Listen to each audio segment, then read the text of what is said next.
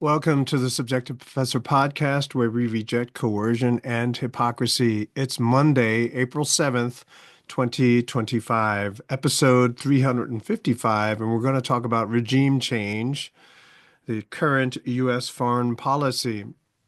All right, so I was listening to a bunch of podcasts today, and obviously, unless you've been living under a rock, you know that the United States is ramping up for another war. I mean, it's like I think I said it recently again that governments never learn, people learn. And so, when will the people learn, wake up, and realize that this whole war phenomena in the United States is a huge scam? We've the country engages in endless wars, declared and undeclared, proxy and direct, and never win. And we leave a trail of bodies and destruction behind. It's just so crazy. So the bombing campaign in Yemen has only been going on for a couple of weeks or maybe a month, but $1 billion has been spent with nothing but dead civilians to show for it. I was listening to Ron Paul's episode today, and it was titled Markets Rocked While Trump Expands Futile Yemen War. Remember that for 10 years, some time ago, for 10 years, the Saudis tried to eradicate the Houthis, 10 years using US weapons and tech on the ground, right? So it wasn't just bombing campaign. I mean, they were on the ground with them and they could not beat them after 10 years of war using United States weapons and tech. Couldn't do it. Biden conveniently, excuse me, Trump doesn't talk about that, but only mentions Biden, how Biden was a wuss when it came to trying to take out the Houthis. And so now he's going to show him, what a real man will do. And which is like ridiculous. What is it? I heard, I forget who was talking about it, but after all of those years fighting the Saudis and now the United States, they came up with a strategy to be able to defeat and or at least cancel out the huge technological advantage that the United States has. And it's unclear whether the United States has adjusted or adapted their strategy and the way that they go about things. It seems to me not so much. So some food for thought. Um, the Houthis, who are supposed to be these low tech, easy to beat people, right? That's the way they're being portrayed here in the United States, right? That they're easy to beat because they're so primitive, right? Well, they're shooting down Reaper drones. And so one has to wonder, is US tech really not cutting edge any longer? I looked, I think Daniel McAdams mentioned that, 16 Reaper drones have been shot down by the Houthis, right, since the conflict, since Israel started their genocidal operation in Israel, and the Houthis responded. 16 Reaper drones were shot down, and I found live now from Fox 4 days ago. They reported a third MQ-9 Reaper drone had been shot down since March 2nd, right? And they're $30 million each, right? So, and 16 of them have been shot in the most recent campaign, and 20 have been shot over the years, which has to tell you, I mean, shouldn't that mean that the Reaper drones, which are usually lauded as being really cutting edge tech, they have somehow been, people have figured out how to defeat them. I don't know the details, but for them to be able to shoot them down, it says something. Also, several years ago, I remember seeing an article where a lot of these drones, the way they're controlled, the radio waves or whatever means of communication is not like super encrypted high tech, at least at the time.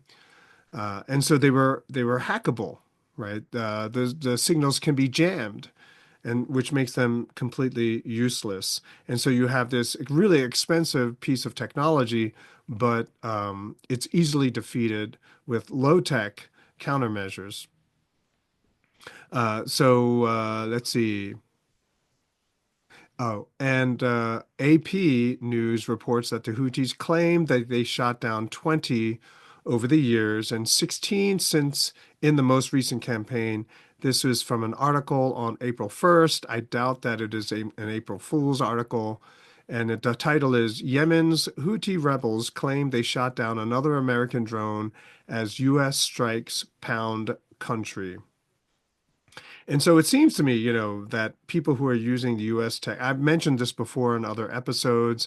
It seems to me, obviously, I don't know, but it seems to me that the US strategy and MO, the way that they operate militarily, hasn't really changed all that much, which means that the people that they fight have figured out ways to, um, you know, counteract or sort of compensate for the known U.S. strategy. I remember that when people were hunting, I think they were still hunting Osama bin Laden or whatever, but they raided some facility or some hideout that was used by so-called terrorists, and they found a crib sheet, basically a flyer, instructing people how to avoid detection by U.S. drones. And so it's no secret that U.S. drones are constantly flying around, hunting and looking for supposed terrorists.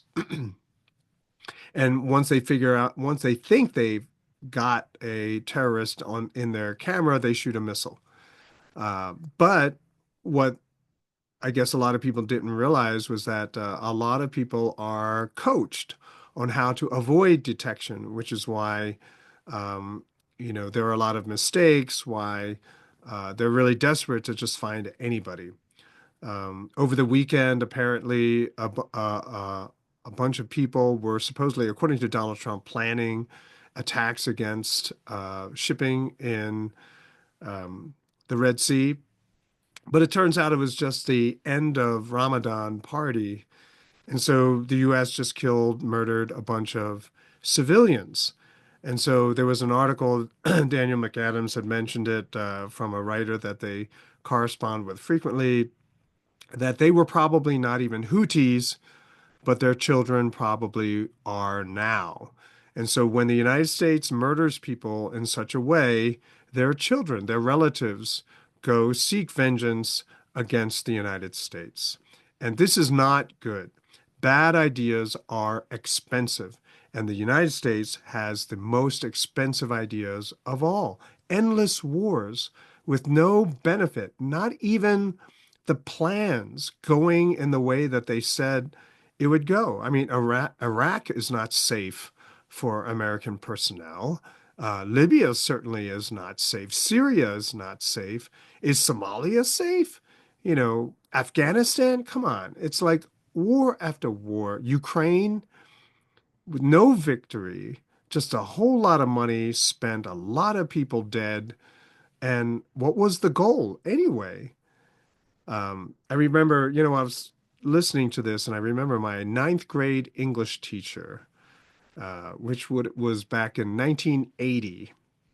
And at the time, I was voraciously reading every World War II book that was in the school library, which wasn't a lot. But I got into this, pro-war rah-rah phase, and I complained in a paper, a composition I wrote for that class. I remember writing this, how the United States would not be able to do the things that it did in World War II. We need to increase military spending, two ocean navy, blah, blah, blah. And he just basically wrote a bunch of comments which basically disagreed with everything that I was saying.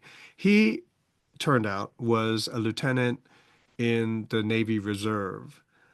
So he had done time in the US military and tried to set me straight. But I was too much of an idiot in ninth grade to actually appreciate a lot of the things that he was saying. So it just came to mind. I remember uh, in ninth grade, just being a total dope. But I was in ninth grade. How old are people now? And they still live in this fantasy of American military superiority. I don't get it. So,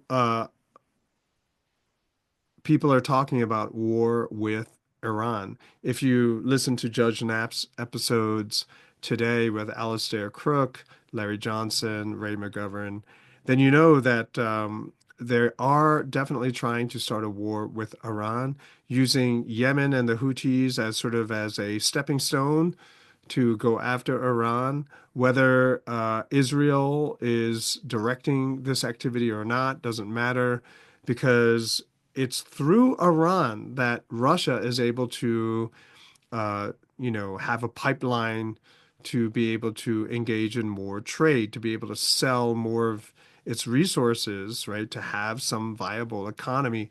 And so people in the United States do not want Russia to be able to trade with other countries. They want to cut off Russia, right? Because Russia is supplying things, resources, natural gas and oil, cheaper than what the United States can provide. And that means that American billionaires and companies, corporations are not going to be able to make as much money. And so they need to have war against Russia, right? And so it's this weird thing. And I've said it in my middle school classes whenever business interests get threatened by pirates like the Barbary pirates or whatever, they look to the government. Why?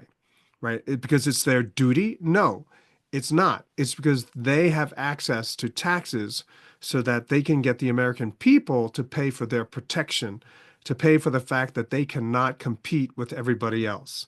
And so here again, it's the same old story. 200 years later, what do we see? We see American businesses unable to compete with other countries. And so they get the US military to do its bidding, right? Instead of improving, right? Improving its own business, the way it does business, and instead of improving its products, no, they go to war, try to have regime change in Iran to put in a pro-America government so it ceases to cooperate with Russia.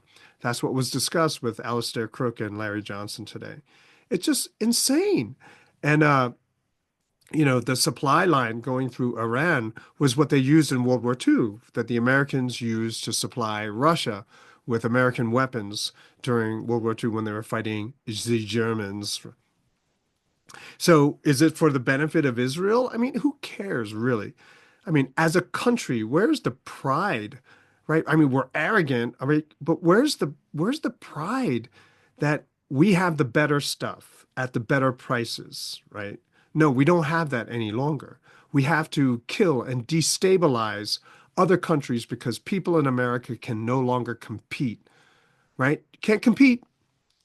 And so this way of doing business, getting your government to bomb people, murder people, kill people, is unsustainable, right? And it will get worse until Americans wake up and really start making a lot of noise, not like, Antifa and what is that? What all those people that like to burn stuff and right?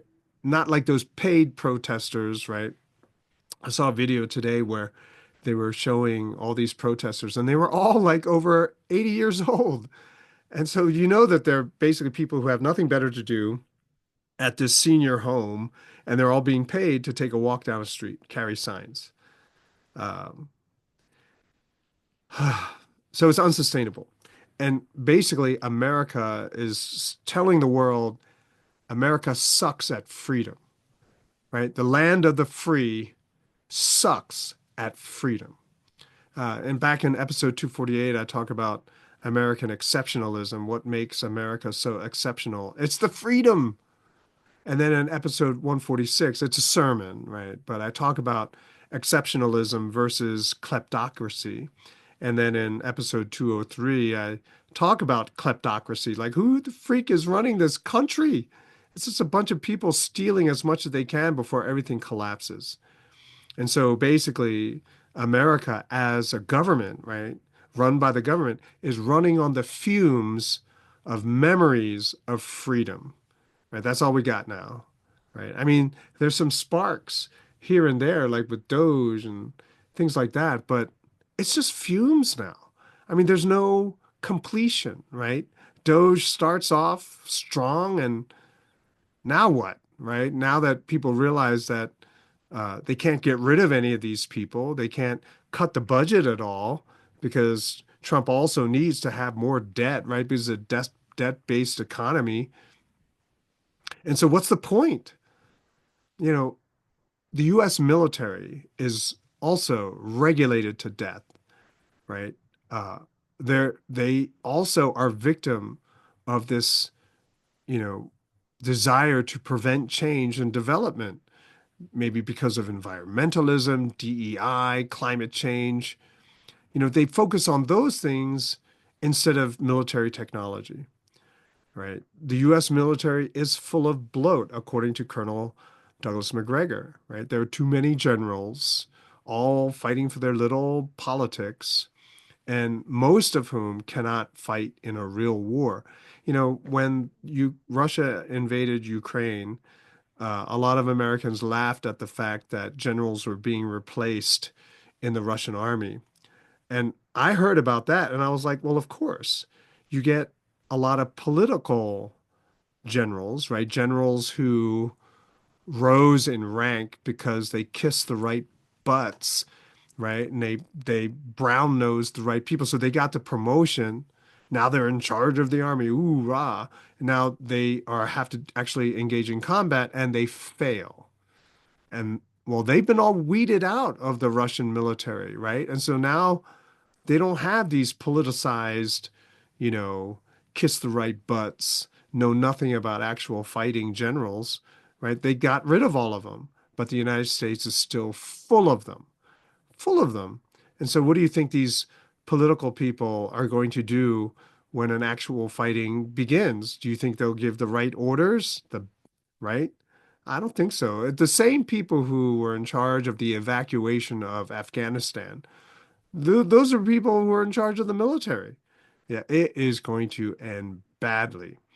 And because of all the regulations, all the lobbying, the politicizing, the corruption, and fighting against countries that don't have a modern military, right? We're like the Wright brothers, right? Fighting Curtis, suing him all the time to prevent development of technology, right? And because of that process where they're constantly just fighting over regulations, right? Airplane technology did not advance past the Kitty Hawk, right? The Wright brothers plane that glided down a hill, right? It did not progress past that. Meanwhile, all the Europeans have air forces, fighters, pursuit planes, bombers, right? Because Americans were slowed down by regulation. It's why we don't have a bullet train. It's why we don't have hypersonic missiles.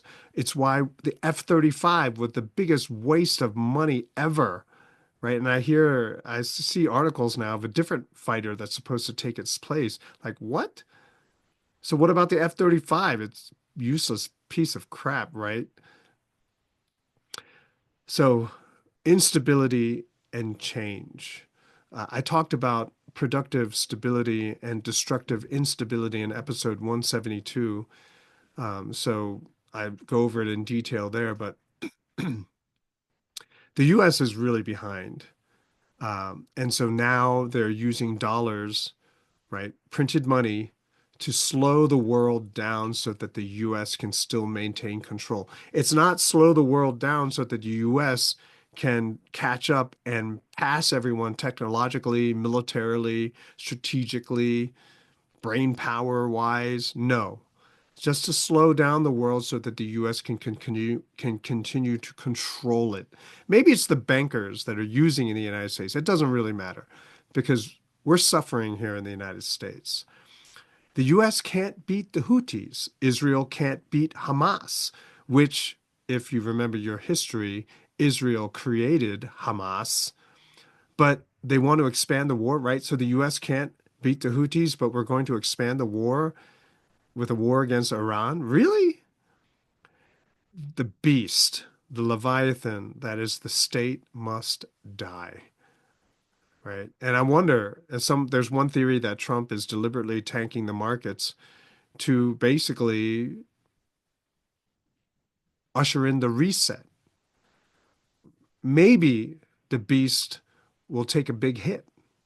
Maybe the government won't be able to. So my hope of all hopes, and its likelihood of being true is zero. But what if Trump is tanking the market so it makes war impossible? I don't know.